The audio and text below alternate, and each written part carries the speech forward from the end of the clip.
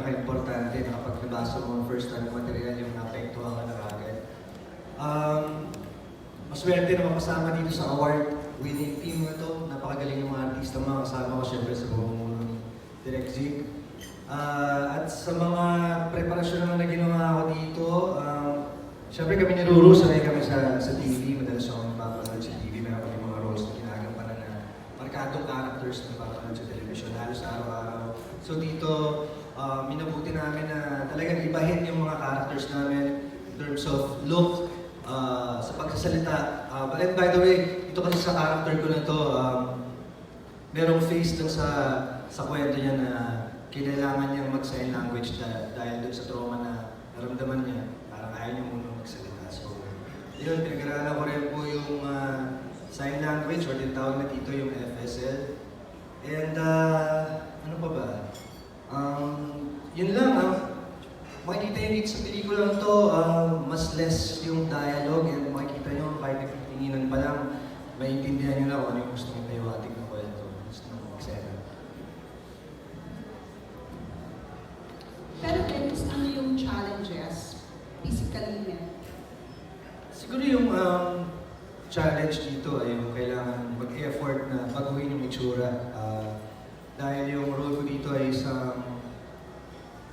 isang notorious na kriminal at na-addict din siya dito. So, kailangan rin baguhin talaga yung kanyang itsura. So, kailangan ko mag-lose ng ilang pounds para ma-achieve ko yung look na yun. And, ayun, mas kailangan lang mag-effort dahil syempre sa tagal ko rin dito sa industriya, kailangan may ipakita naman akong bago na magiging curious lahat ng mga ano. Thank you very much. Request na po namin yung mga members ng media kung kayo po ay nasa bandang likod ng kwarto. Okay po yung magtatanong, lapit na po kayo ng konti sa may center para ma-pick up yung mic ng ating mga ng ating tech, ng ating receivers. Okay, our next member of the media is Richard Paglikawan of Lionheart TV.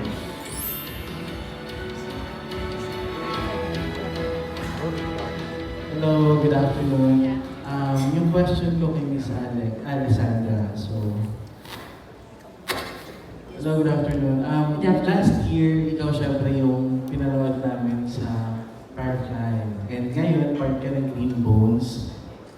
First question ko, what made you say yes to this project? The repeat. Parang, uy, Jimmy Fields ulit, si Direk Zig ulit. Tapos yun nga, may joke nga kami na meron akong guaranteed 5 days na shooting every year. Please, kahit anong role, I'll be there. Basta 5 days guaranteed. And of course, syempre, maayos naman yung role. Okay na. Nakasentro yung script, of course, kay Dennis at saka kay Ruru. At wala namang problema mag-support sa kanila kasi pareho magagaling na artista. And of course, ayaw na naman wala ni Zig. And ito ba, anong kaibahan mo sa role mo from last year sa bagong role? And ano yung naging parang challenge sa'yo? Challenge? Parang wala naman. Ayoko na natin palalimin to. Okay. Barkada ako dito ni Dennis. Barkada na, ano ba yung backstory natin? Hindi naman napag-usapan, pero parang magkaibigang ating na may something. Tayo ba? Hindi ko nabasa yung script. Kami pala yung Mali. Okay. So, ganon. So, basta I'm there. I'm there. And guaranteed 5 Guaranteed 5 days. And ito, ang haba na ng pinagtawahan nyo ni Direk Sid. So marami ka ng masasabi about him, especially yung tatak niya when it comes sa filmmaking. So, ano na lang yung nakita mong tatak ni Direk Sid dito sa pelikulang to? At paano namin yung makikita as viewers? Binuksan niya yung kasi from the script, syempre parang, ako ba mag-explain ng treatment mo? From the script, parang kulungan siya, di ba? Medyo nakakasuffocate yun. So knowing Zig, hindi papayag. Parang nag-create siya ng sariling mundo. Isang kulungan na nasa gitna ng isang isla. in the middle of nowhere, parang gano'n. Yun yung nakita kong yes, si Tulay nga ito. Parang gano'n. Thanks, Miss Alex. Thank you so much. Congratulations sa Thank you. Thank you so much. And next is Mr. Alan Policarpio of the Philippine Daily Inquirer. Hi, good afternoon. I have a question for Royce. Pakwento lang about your role here sa PDL and did you find it challenging ba para sa iyo?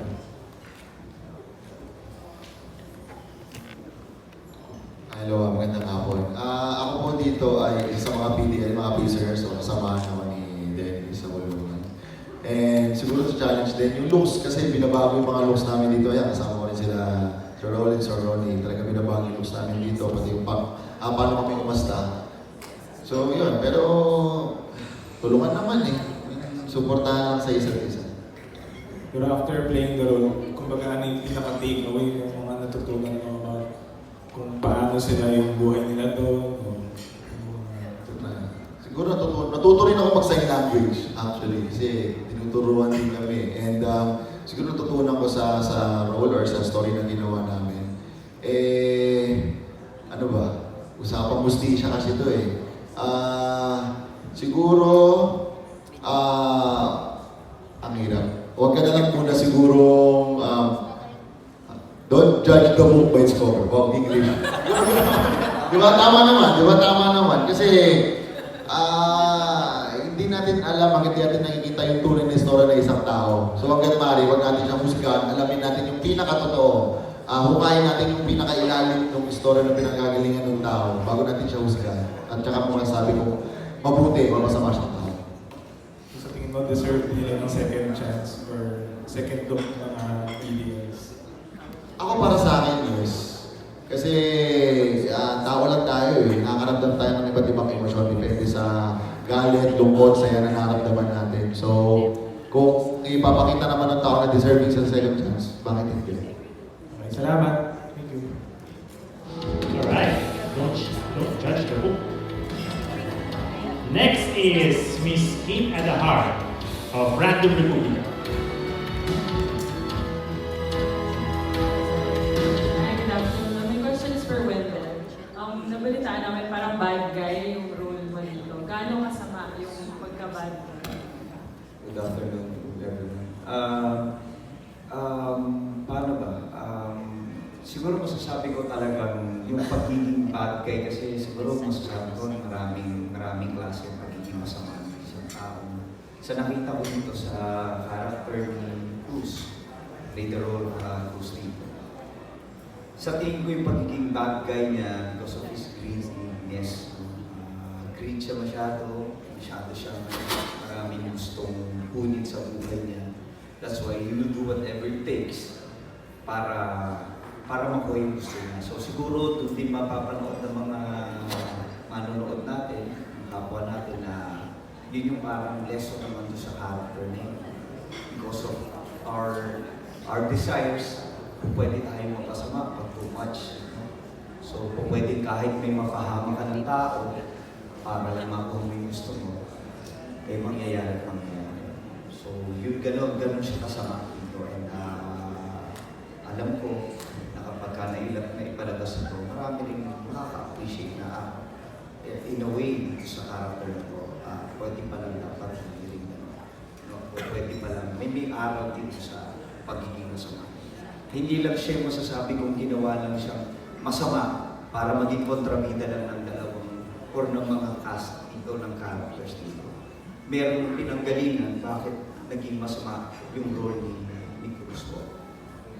Kumusta naman yung work relationship nila rin? Lahat kami actually, mga nakatrabaho na po sila halos lahat, no? And sila po, si Dennis, no? Si Rulo parang first time lang yata, no? Pero lagi ko naman siya nakita sa Jimmy. Most of them here, nakatrabaho rin si Royce. Ngayon lang, pero mga nasa isang network lang kami. Kaya parang talagang hindi na kami nag-adjust ng ano dito. Well, my first time to work with kay Direk Sig. Sobra akong natuwa po ako. And I feel so blessed to be a part of this masasabi kong comeback ng lahat na-provide ulit yung industriya talaga ng ano. So, isa pong karangalan na napasama ulit ako dito. And at the same time, na nakasama ko yung mga dati ko na nakasama na magkakaroon ng dahilan para maging mabuhay ulit ang industriya. And regarding sa relasyon ko sa kanila, masaya po ako at nagpapasalamat ako. Siyempre, unang kay Lord because naging maganda naman po so far ang naging relasyon namin ng bawat isa. Natapos namin ito ng maayos kahit po lahat kami may mga schedules at nagtulungan po kami. And I feel so respected and loved dito sa aming cast. At nagpapasalamat po ako sa kanila. Hindi lang po sa mga cast namin, hindi naman po mabubuo ang isang magandang pelikula nang wala rin po ng from the production team itself, from the creative teams, from yung mga nasa likod ko ng camera, sila Ma'am Ange, siya po nasa nagtiwala po sa amin, Sir Ricky, at ang aming mga camera rin, the whole team itself. Maraming salamat. Thank you, Wendell. Next is Mr. Roel Mendoza of Pamasa.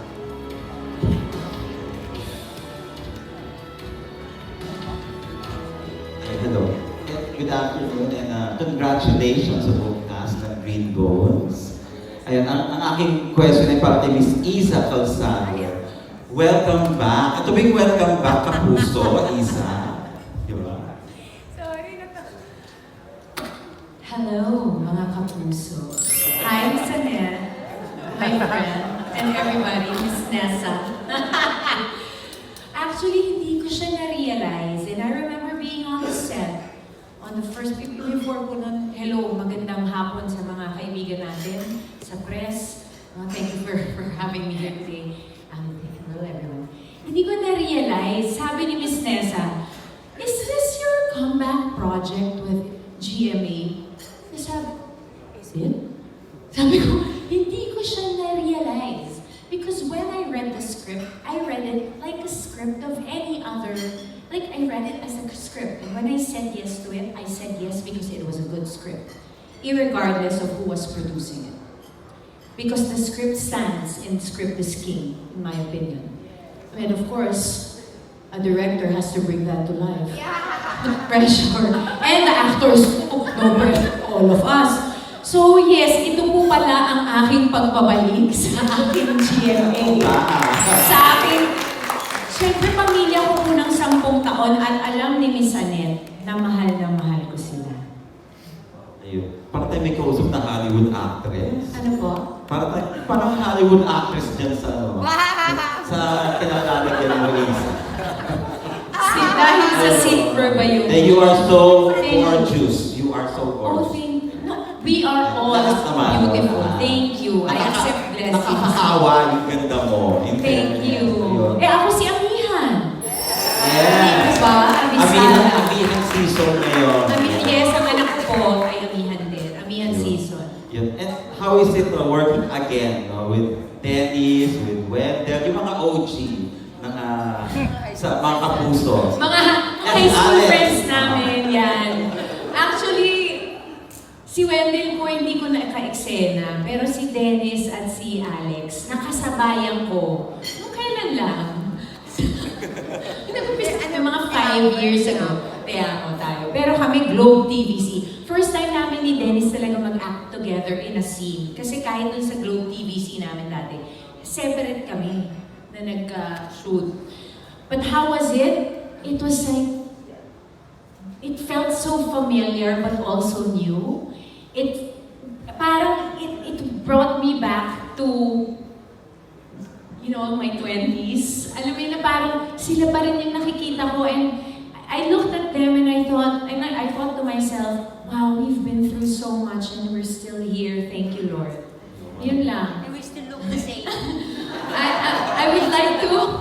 Thanks, Bello. No, but yun lang, parang hindi po kasi lahat ay andito pa. For whatever reason. Pwedeng ayaw na nila, pwedeng, parang the fact that we're still here, we're doing these projects. Wendell, when I saw him today, parang, praise God. Thank you for work. Thank you for meaningful and impactful work, which I think Green Bones is. Yun. Nakakabata ka rin. Then, what about working yung mga bagong kapuso? Ayan, Naku, hindi ko sila nakatrabaho. Di ba wala silang Ito lang aking anak, si Sienna. Wow, look at this bright young lady, di ba? It's so nice to work with everybody. I wish I had more scenes with them, but I didn't really have as many. This is really Na-edit out ko. in-edit out pa daw ako. Ayun na nga, tatlo lang yung guaranteed ko sa kanila eh. Edit out siya. Na-edit out pa, so parang 5 seconds lang. But it's, I said yes because again, the project is so good. And, I really wanted to be part of it. Yeah. So, But will we be seeing you more sa GMA naman? Teleserye or... for now, I am very busy. Mag-yes ka na lang. Mag-yes ka na lang. Yes to my daughter's network. That is the Dea network. I am very busy. She's quite a demanding and hard to please book. No, she's not demanding or hard to please. But I am a mother, first and foremost, in this season of my life. And I am currently also in a play. Nag-promote, sorry guys I'll take this opportunity. Last 5 shows na po. So yun po ang pinagkakabisihan ko. And I do not know what life has in store for me. So I will always say yes when the project feels right for me. So yun, thank you. Thank you, Lisa. Dagdag ko lang sa kay Pauline at kay Sofia. First time yung magkaroon ng movie sa Metro Manila Film Festival. Ayun. Ay, Pauline, nagkaroon ka na before. Last year. Last year ba yun? Hindi, isang hari. Nakasali po ako sa MMFF 2022, which is yung sa My Teacher. So this is my second time. Ay, okay yun. So, yun, second time, first time ni Iso. Ano yung pakiramdam na before, syempre, napapanood nyo na ito sa parada, sa TV. So, ano yung feeling na ito? Meron, like, Pauline, meron ka na naman si Sofia first time. Syempre, I'm very grateful kasi MMFF to and 50th year na nila. So I'm really happy. And of course, this is directed by Direk Zig. And nabitin po kasi ako matrabaho si Direk sa Maria Clara. So, nung na-offer sa akin ito, sabi ko, sige po, yes, why not? And of course, ayan si Ruru and sila Kuya Den and everyone else. So I'm very grateful. Super grateful din po. And nagulat din po ako na mag-MMFF. Kasi last year po, nanonood din ako ng Firefly. Tapos si Direk Zig kasi, napapanood ko yung mga projects niya. So sabi ko, I wanna work with Direk Zig. Dahil naka-close ko po kasi si Ate Isabel. So ang dami niyang kwento about Direk Zig na sana daw mga work ko kasi super chill, super calm. Tapos nung naka-work ko na siya, sabi ko, totoo ba? And of course, I would also like to thank Miss Ange, Miss Nessa, Miss Annette, Miss Joy, Sir Ricky, Sir JC, Sir Bats. Thank you for the opportunity. Thank you. Thank you sa inyo. Thank you. Okay, we have one more for this batch. We have Hannah Mayorga of Inquirer.net. We love Zig. Hello po, congratulations po sa inyong lahat. So yung question ko po ay for Direk Zig. So congratulations po, kayo po yung director last year po. So is there any pressure now po this time around sa pag-direct po ng Birds? Ay, sorry, pag-ulit po ng question, ang gulo nila. Is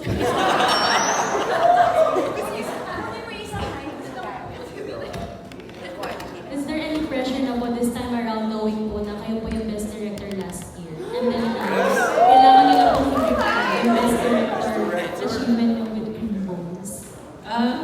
Yung pressure na nakalala sa boses at parang hindi naman, sa totoong buhay. Kasi parang hindi naman ako super fan ng competition, sa totoo lang. Yung point na nagtiwala ulit yung GMA Pictures, yung GMA Film sa akin, parang dun sa next project nila, despite the fact na parang dahil nag-succeed, so parang yun yung lagi kong iniisip na parang sa totoong buhay mahirap gumawa ng pelikula, pero mas mahirap makakuha ng tiwala ng mga tao. na magtitiwala ulit sa'yo, magtatatayo ulit sa'yo, yung parang gano'n. So, mas yun yung iniisip ko para gawin yung best mo para dun sa project. And at the same time, hindi ako masyadong na-pressure kasi mas nakikita ko yung project na produkto talaga ng collaboration. Unang-una, syempre may sandalan kami, may national artist tayo, di ba? Tapos, sobrang, kung nakikita nyo lang dun sa set, hanggang dun sa katapusan ng pelikula, hindi ako pinabayaan ni Miss Ange, ni Ma'am Nessa, nila Sir JC, nila Sir Christian. Lahat, mahusay yung mga artista, even yung cinematographer namin, si Sir Neil, si Namaw, lahat ng mga tao doon sa set. Si Bats, baka naman, magtampo, charot. Lahat nagtutulungan doon, so hindi ko na-feel na ako lang na mag-isa, and at the same time, hindi ko parang kumbaga pinapataw doon sa pangalan ng direktor yung lahat ng bagay-bagay. Parang ganun. Ang tinitignan ko lang, ginagawa namin lahat yung best namin para doon sa pelikula. Tapos, ayun, hindi masyadong pressure, kundi yung pressure na sana maibibigay ko pa rin kung ano yung inaasahan, hindi ng mga tao, kundi ng mga manonood, na sana maibibigay din namin, kundi yung mapantayan ba yung tiwala na ipinagkatiwala sa akin ng GMA Films at ng lahat ng tao doon sa loob ng production. Like, halimbawa, ayan yung sinasabi nila, parang excited sila na makipagtrabaho sa akin, mas doon ako nagpo-pressure. Kasi baka mamaya wala silang makuha after all. Na parang, ito na pala yun. Parang ganon. So, mas tinitignan ko siya na kung paano makipag-collaborate doon sa mga bagong tao na makakatrabaho ko at kung paano namin magagawa yung best namin para maipalabas yung best version ng pelikula. Thank you. Direct hope po yung team ng Firefly last year, tapos mukhang hope din po yung team na ng Rainbows this year. So, paano po ito nagkaiba? Magkaiba sila sa totoong buhay. Sa sobrang kakaiba niya, hindi ko nga nakikita nung una na para sa akin yung pelikula. And that's the reason why tinanggap ko yung project, maliban sa katotohanan na syempre ang hirap mag-no sa isang national artist, di ba? Na parang sa tanang buhay natin, makakatrabaho mo isang national artist, parang hindi ka dapat nag-no, di ba? Parang gano'n. Magkaiba sila, tapos tinake ko yun na challenge sa akin na sa totoong buhay, dun sa concept nila Sir JC, yung storya nila, yung sinulat nila Miss Ange, hindi ko maiisip yun kung ako lang. Kasi ibang-iba siya dun sa mga nauna kong ginawang pelikula at serye and all. Ibang-iba siya. So, nag-push sa akin na umuo dun sa project ay i-challenge yung sarili, paano mo siya gagawing buhay. Parang gano'n. Paano mo mapupush yung pelikula dun sa best version niya. And at the same time, paano mo maipaparamdam yung kabuang tema ng pelikula na sa loob ng kulungan, paano mamamayani yung kabutihan. Parang gano'n. So, ang dami. Kahit na may agam-agam ako dati dun sa start, kasi nga dahil hindi naman ako yun, yung buong pelikula, along the way, hanggang ngayon, ang dami ko pa rin natututunan. So, ipinagpapasalamat ko sa totoo lang na ako yung kinuha nila para dun sa project. Kasi ang dami kong natututunan in a way na magagamit ko yun hindi lamang sa paggawa ng pelikula, paggawa ng teleserye dun sa TV, kundi magagamit ko bilang tao. Kasi ang daming mga gustong sabihin ng pelikula, pero ang laging bumabalik sa akin yung sinabi ni Sir Ricky nung una kaming nag-usap na parang yung dalawa naming bida, sinusundan natin sila, naghahanap sila ng hustisya para sa mga mahal nila sa buhay. At sa paghahanap nila sa hustisya, mas may na-discover silang mas mahalagang, mas malaking pagpapahalaga, which is yung pagpapakabuti. Yun lang. Thank you. Thank you for your congratulations. Okay, that ends our first batch of questions. Bago tayo magpatuloy, magkakaroon ulit tayo ng isang napakahalagang